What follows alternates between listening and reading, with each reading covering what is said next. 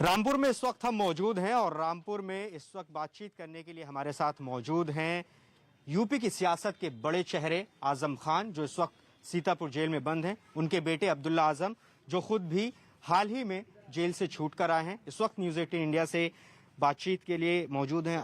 अब्दुल्ला, सबसे पहला सवाल, एक बहुत बड़ी तब्दीली इन 5 सालों में आई है। आप खुद चुनावी मैदान में उतरने वाले हैं, स्वार टांडा से आप उम्मीदवारी दावेदारी कर रहे हैं। सबसे पहले कि अब जब आप आए हैं, सबको पता है कि आप जेल से आए हैं, आजम साहब भी जेल में हैं, किस तरह से ये चुनाव बदला हुआ है? देखिए, अभी तक जहां तक आपने उम्मीदवारी की बात करी, अभी तक पार्टी से कोई भी ऑफिशियल अनाउंसमेंट नहीं हुआ है।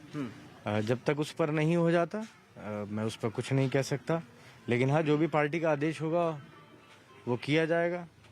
और जहां तक बात रही कि पब्लिक का क्या वो है, लोग बदलाव चाहते हैं, लोग रोजगार चाहते हैं,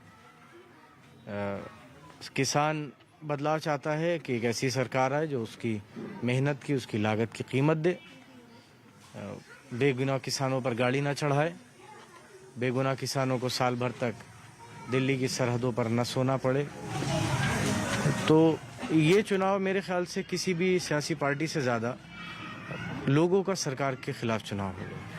अब्दुल्ला, हम जब आपसे बात कर रहे हैं तो अभी आप खुद 15 तारीख को जेल से आए हैं, वो उस पर बात करना भी ज़रूरी है। आपके खिलाफ भी मुकदमे थे आपके बर्थ सर्टिफिकेट को लेकर, उस पर मैं जानना चाहूँगा कि अब आगे जब आप उम्मीदवारी नामांकन करेंगे, अगर टिकट होता है, तो पूरे जो कागजात हैं वो दुरुस्त हैं, और क्या वो आप लगातार कहते रहे कि वो पूरा मुकदमा फर्जी था?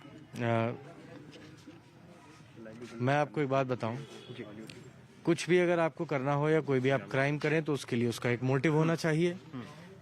मैंने तमाम जितनी भी मीडिया ने इंटरव्यू लिए उसमें एक बात कही कि जो मेरे वालिद का सियासी क़त्ल है, क्या उसमें ये मुमकिन है कि मुझे अगर 17 में टिकट मिलता और 22 में टिकट ना मिलता, और ना मैं किसी ऐसे परिवार से हूँ जिसने कभी ना तो विधायकी देखी हो, ना सांसदी देखी हो, पढ़ा लिखा हूँ और ये जानता हूँ कि बहुतों की नज़र मेरे ऊपर है, तो मैं सिर्फ विधायक होने के लिए या सांसद होने के लिए तो फोर्जरी करता नहीं। और जो जन्मतिथि मैंने बताई थी वो तब भी सही थी और आज भी सही है, इसीलिए माननीय सर्वोच्च न्यायालय ने चुनाव के आदेश पर रोक लगाई थी। और अभी भी मैं आपसे ये बात कहूँ कि वो मामला सर्वोच्च न्यायालय में है और मुझे पूरी इस बात की उम्मीद है कि मुझे वहाँ से न्याय मिलेगा। आजम खान साहब भी जेल में हैं, उन पर भी तमाम तरह के मुकदमे हैं, बकरी चोरी, भैंस चोरी और दूसरे तमाम तरह की चोरी, शराब की बोतल चोरी, 16,600 रुपए की चोरी, पायल चोरी, कुंदन चोरी। तुम तो चोर है, क्या कह सकते हैं। हाँ, लेकिन हमसे बदला भी लिया गया तो बहुत नीचे गिरकर, ज्यादती भी हुई तो बहुत निचले स्तर की। अभी जेल में वो मौजूद हैं, कुछ वो कह रहे हैं अब किस तरह से चुनाव रहेगा, और हमने सुना था कि आप भी वहाँ कुछ वक्त तक उनकी खिदमत के लिए वहाँ पर रहे थे, तो क्या वो कैसा ये पूरा फेज था आपका? देखिए, एक बहुत बुरा ख्वाब था। एक औलाद की हैसियत से भी अगर आप देखें तो मेरे लिए बहुत सख्त दौर था। और जहाँ तक अभी की बात है तो मुलाकातें बंद हो चुकी हैं कोविड की 3rd वेव की वजह से। बस जो उन्होंने कह के भेजा था उसी पर काम कर रहे हैं, आगे बढ़ रहे हैं। और मैंने कहा ना, आप लोग हैं सब, क्या कह के भेजा उन्होंने? बस कि साबित कदम रहिए, जो सही है उसके लिए लड़िए, बदलाव आएगा, इंसाफ भी होगा, बदलाव भी होगा। और कोई चीज़ हमेशा नहीं रहती, ना इंसाफी भी हमेशा नहीं रहती। उम्मीद है वो बाहर आएंगे जेल से बहुत जल्द। अच्छा अब्दुल्ला, और सवाल है हमारी फहरिस्त में ये कि पूरी जो अभी चुनाव है उसको आप किस तरह से देख रहे हैं, यूपी में क्या होने वाला है? देखिए, मेरे ख्याल से सबसे पहले तो किसान इस बात का जवाब मांग रहा है कि 2022 में किसानों की आय दोगुनी होनी थी, वो क्यों नहीं हुई। मेरे ख्याल से नौजवान इस बात के सवाल का जवाब मांग रहा है कि जिन नौजवानों को हर साल 2 करोड़ रोज़गार देने को कहा था, उन्हें रोज़गार क्यों नहीं मिला। मेरे ख्याल से जनता इस बात का जवाब मांगेगी कि ये कहा गया था कि 35 से 40 रुपए लीटर पेट्रोल हो जाएगा, वो पेट्रोल डीजल आज 100 रुपए लीटर पर क्यों है। बहुत और लोग ये सवाल भी पूछेंगे कि क्या ऑक्सीजन की कमी से किसी की मौत नहीं हुई। मेरे ख्याल से लोग वो मंजर भी नहीं भूले होंगे जब गंगा में लाशें बहती रहीं।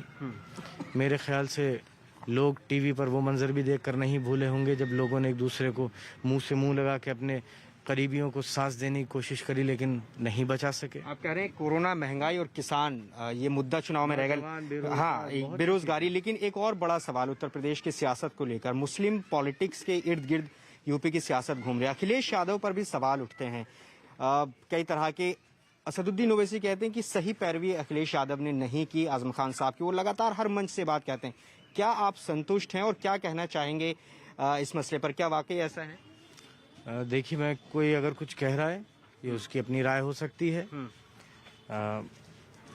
किसी के ऊपर इल्ज़ाम लगाना बहुत आसान है और मैंने कई मौक़ों पर कहा कि मदद दो तरीके की होती है कि एक दिखाई जाए और की ना जाए, और एक वो जो की जाए और दिखाई ना जाए। जिन साहब का आप नाम ले रहे हैं उन्होंने भी जिक्र तो बहुत किया, लेकिन क्या कभी पार्लियामेंट में इस बात को उठाया कि उनके एक साथी मेंबर के साथ क्या हुआ? बताइए। क्या किसी मंच से वो लगातार उठाते रहे इसमें? मंच से तो वो किस लिए उठाते हैं वो सबको पता है। और चुनाव की जहां तक बात है, मैंने आपसे कहा ना, ये चुनाव किसी के कहने पर नहीं होगा, किसी के मुद्दे सेट करने पर नहीं होगा।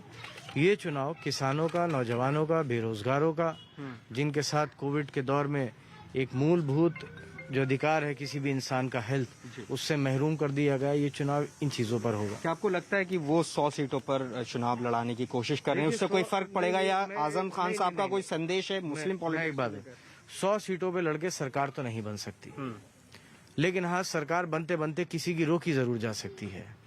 और जो पार्टी जिस स्टेट की है, तेलंगाना की, उसकी अपनी स्टेट में 6 सीटें हैं, वो यूपी में 100 सीटें कैसे जीतेगी? जरा ये बात पता होनी चाहिए लोगों को। और बिहार में क्या हुआ था, लोग मेरे ख्याल से अभी तक नहीं भूले हैं, न भूलेंगे। चुनाव मुद्दों पर रहे वो ज्यादा बेहतर होगा। अच्छा, एक और चीज हम देख रहे हैं कि आप आजम खान साहब की तस्वीर एक खाली चेयर पर जाते हैं, वहां रखते हैं। क्या संदेश और मैसेज देने की कोशिश आप कर रहे हैं? संदेश देने की कोशिश मैं नहीं कर रहा, लोग कर रहे हैं। और अगर किसी के दिल में ये गलतफहमी है कि आजम साहब यहाँ नहीं है, हम सब के दिलों में, यहाँ लोगों जो भी लोग मौजूद हैं उनके दिलों में वो मौजूद हैं। और हमारा जो भी प्रोग्राम होगा उनकी सरपरस्ती हमें, चाहे वो सीतापुर जेल में रहें या यहाँ रहें, हर प्रोग्राम में हासिल है। और वो जगह सिर्फ उस इंतजार में छोड़ी गई है कि अदालत बहुत जल्द इंसाफ करेगी और वो उस जगह पर आकर पहले की तरह बैठेंगे। एक और सवाल, एक और रिएक्शन आपसे लेना चाहेंगे। स्वार टांडा, जिससे आप दावेदारी जता रहे हैं, कैंपेनिंग भी वहां कर रहे हैं, वहां से हैदर अली खान को उम्मीदवार बना दिया एनडीए की तरफ से। इस पर क्या कहेंगे? कोई चुनौती है? कोई जवाब नहीं, कोई जवाब नहीं। 10 तारीख को बात करेंगे इस पर। अच्छा, 10 तारीख को बात करेंगे। और कोई किसी को भी कैंडिडेट बनाए, मुझे कोई फर्क नहीं पड़ता। ठीक है ना, मैं ये देखता हूँ, मुझे पब्लिक के लिए काम करना है। पब्लिक अपना जवाब 10 तारीख को देगी। ठीक है, 10 तारीख को जवाब देगी। एक और सवाल जो लगातार पूछा जा रहा है कि इमरान मसूद पार्टी में गए, वो नाराज हुए, फिर उनको मनाया गया।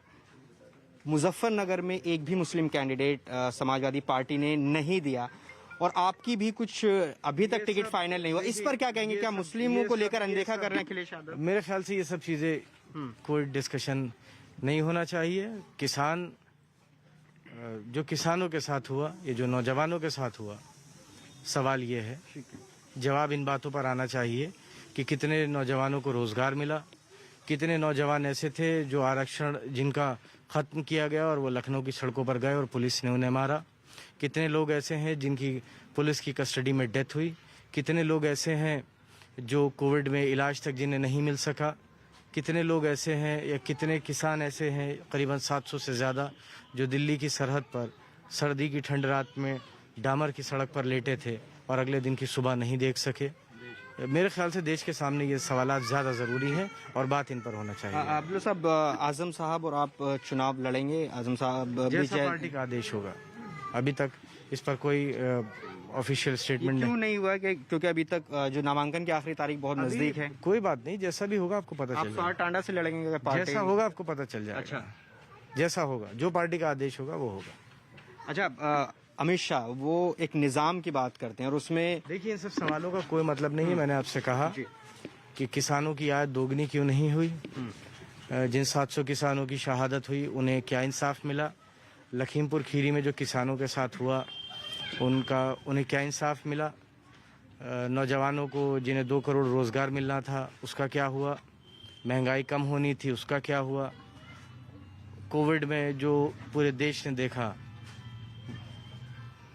ये बातें ज़्यादा ज़रूरी हैं। बहुत शुक्रिया अब्दुल्ला आजम, जो कि अब निकल रहे हैं कैंपेनिंग लोगों से मिलने के लिए। तमाम मसलों पर अब्दुल्ला आजम ने बात की और कहा कि उन्हें और उनके पिता को जल्द इंसाफ मिलेगा और अभी पार्टी ने प्रत्याशी नहीं बनाया है आधिकारिक तौर पर, जैसा भी होगा वो बताएंगे।